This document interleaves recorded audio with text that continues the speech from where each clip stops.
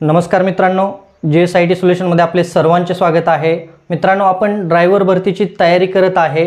त्याच्यामध्ये कालच्या लेक्चरमध्ये आपण पाहिलेलं होतं की पेट्रोल इंजिन काय आहे किंवा पेट्रोल इंजिनमध्ये कशा पद्धतीने मेकॅनिझम वापरलं जातं। आजच्या लेक्चरमध्ये आपण पाहणार आहोत की डिझेल इंजिन काय आहे आणि त्याच्यामध्ये टेक्निकल मेकॅनिझम काय असतं, हे आपण आपल्याच्या लेक्चरमध्ये डिटेलमध्ये पाहणार आहोत। मित्रांनो, लेक्चरला सुरुवात करण्यापूर्वी तुम्ही अजूनपर्यंत जर आपल्या चॅनलला सबस्क्राइब केलं नसेल तर प्लीज आपल्या चॅनलला सबस्क्राइब करा, लाईक करा आणि सगळ्यात महत्त्वाचं म्हणजे बेल आयकॉनचं बटन क्लिक करा, म्हणजे असेच माहितीपूर्ण नवनवीन व्हिडिओ सर्वात अगोदर तुमच्यापर्यंत येऊन जातील।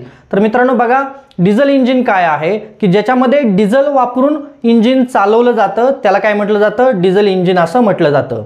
पेट्रोल इंजिनची देखील आपण अशाच पद्धतीने व्याख्या केलेली होती की ज्याच्यामध्ये पेट्रोल वापरून इंजिन चालवलं जातं, त्याला काय म्हटलं जातं, पेट्रोल इंजिन असं म्हटलं जातं। तर आता डिझेल इंजिनमध्ये काय मेकॅनिझम आहे, आपल्याला याच्यावरती कशा पद्धतीने प्रश्न विचारले जाऊ शकतात, कारण तुम्ही कोणत्याही ड्रायव्हर भरतीची तयारी करत असू द्या, त्याच्यामध्ये तुम्हाला टेक्निकल क्वेश्चन ही विचारले जातात। त्याच्यामध्ये तुम्हाला तांत्रिक दुरुस्तीबाबतचे काही क्वेश्चन विचारले जाऊ शकतात किंवा तांत्रिक माहिती कितपत आहे तुम्हाला गाडीबद्दलची याचं तिथं तुमचं काय केलं जातं, परीक्षण केलं जातं। यासाठी काय करत आहे आपण, एक एक मुद्दा जो आहे तो मुद्दा कव्हर करत आहे। मुद्दा थोडक्यामध्ये परंतु अतिशय महत्त्वपूर्ण माहितीने आपण कव्हर करत आहोत। त्याच्यामुळे तुमचा पाया भक्कम करायचा असेल तर मित्रांनो, आपली ही जी काही लेक्चर सिरीज सुरू आहे ती लेक्चर सिरीज तुम्ही पूर्ण पाहायची आहे। तुमची ड्रायव्हर भरतीची जी तयारी आहे ती तयारी निश्चितच फ्री ऑफ कॉस्ट मध्ये आपल्या चॅनलच्या माध्यमातून करून घेतली जाणार आहे। मित्रांनो, ड्रायव्हर भरतीमध्ये तुम्हाला कशाही पद्धतीने टेक्निकल प्रश्न विचारलं तरी निश्चितच तुम्ही त्याचं अचूक उत्तर जे आहे ते उत्तर देऊ शकता। त्यासाठी काय करायचंय, लेक्चर विदाउट स्किप करता शेवटपर्यंत पाहायचं आहे।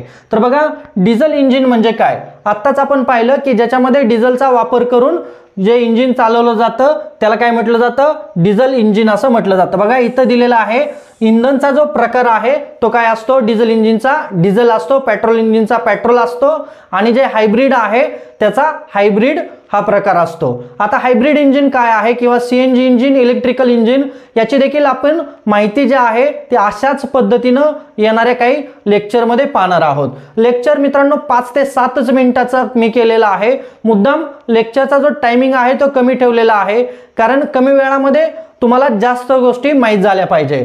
तर बघा, आलं का लक्षात, इंधनचा प्रकार डिझेल आहे इथं, आणि हे जे काही इंजिन आहे त्या इंजिनचा प्रकार कोणता आहे मग, तर कॉम्प्रेशन इंजेक्शन आहे।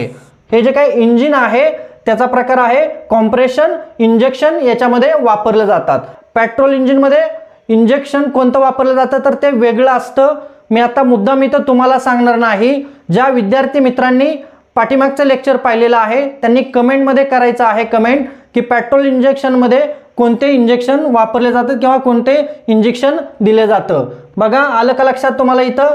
चला, ज्यांनी पहिलं लेक्चर पाहिलेलं आहे त्यांनी पाहायचं आहे, ज्यांनी पाहिलेलं नसेल त्यांनी काय करायचंय, या व्हिडिओच्या डिस्क्रिप्शन बॉक्समध्ये त्या व्हिडिओची लिंक दिलेली आहे, तर तुम्ही तिथं जाऊन पाहू शकता की पेट्रोल इंजिन काय आहे। इथं बघा, प्रकार कोणता आहे, कॉम्प्रेशन इंजिन हा याचा प्रकार आहे। मी तिथं तुम्हाला सिलेंडरची डायग्राम वगैरे काढून दाखवलेलं आहे की त्याच्यामध्ये कशा पद्धतीनं काम करत असतं, कशा पद्धतीनं कॉम्प्रेशन होत असतं, कशा पद्धतीनं नोझल आणि तुमचा जो सिलेंडर आहे तो काम करत असतो। मुद्दाम मी तो टॉपिक इथं कव्हर करत नाही, हे लक्षात घ्या। त्याच्यानंतर याची इंधन प्रणाली जी आहे ती इंधन प्रणाली कोणती असते तर CRDI। आलं का लक्षात, डिझेल इंजिन मध्ये कोणती इंधन प्रणाली असते, CRDI ही इंधन प्रणाली असते। याचाच अर्थ काय, कॉमन रेल डायरेक्शन इंजिन। काय आहे याचा फुल फॉर्म आहे, तो कॉमन रेल डायरेक्शन इंजिन हा याचा फुल फॉर्म आहे।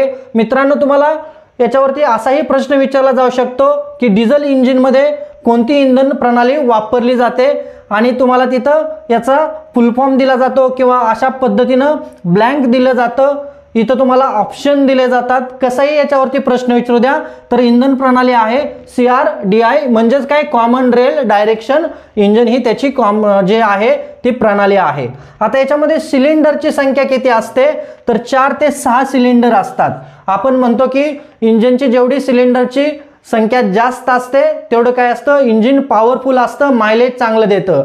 तर इथं किती सिलेंडर वापरले जातात, 4 ते 6 डिझेल इंजिनमध्ये सिलेंडर वापरले जातात. त्याच्यानंतर आपल्याला आरपीएम बघायचं, इंजिनचा आरपीएम किती आहे, तर 4000 ते 5000 आरपीएम आहे, रोटेड पर मिनिट. आरपीएमचा लॉंग फॉर्म काय आहे, रोटेड पर मिनिट. आलं का लक्षात. त्याच्यानंतर बघा इथं तुम्हाला मी काही फायदे दिलेले आहेत. डिझेल इंजिनमध्ये ह्या गोष्टी टेक्निकल तुम्ही लक्षात ठेवणं गरजेचं आहे. ह्या गोष्टी तुम्हाला परीक्षेमध्ये विचारले जाऊ शकतात. याच्यापेक्षा डिटेलमध्ये विचारलं जाणार नाही कदाचित, कारण बघा बऱ्याच सगळ्याच्या काही भरती असतात त्या 7वी पास असेल, 10वी पास असेल, 12वी पास असेल अशावरती असतात. त्यामुळे टेक्निकल गोष्टी आपल्याला तिथं जास्त विचारल्या जात नाहीत, बेसिक गोष्टी विचारल्या जातात. बेसिक तुमचं नॉलेज चेक केलं जातं. त्यामुळे ह्या बेसिक गोष्टी लक्षात ठेवायच्या आहेत. आणि याचे फायदे काय असतात, तुम्हाला डिझेल इंजिनचा फायदा काय आहे, पेट्रोल इंजिनचा फायदा काय आहे असा प्रश्न विचारला जातो आणि त्याच्यामध्ये तुम्हाला 4 ऑप्शन दिले जातात. त्याच्यातील अचूक ऑप्शन आपल्याला निवडायचा असतो. तर बघा डिझेल इंजिनचा फायदा काय आहे, जास्त टार्क आहे. म्हणजे काय, तर त्याची पॉवर जी असते ती जास्त असते, अधिक मायलेज देतं.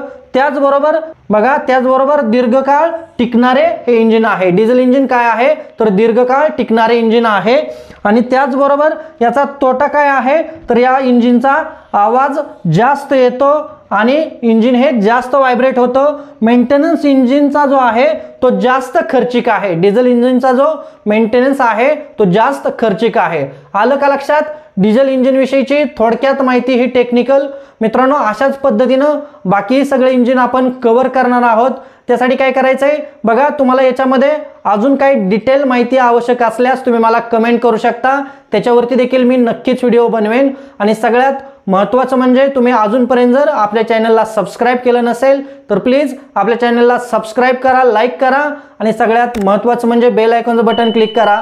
म्हणजे असेच माहितीपूर्ण नवनवीन व्हिडिओ सर्वात अगोदर तुमच्यापर्यंत येऊन जातील. तर मित्रांनो भेटूया अशाच नव्या माहिती बरोबर. जय हिंद, जय महाराष्ट्र.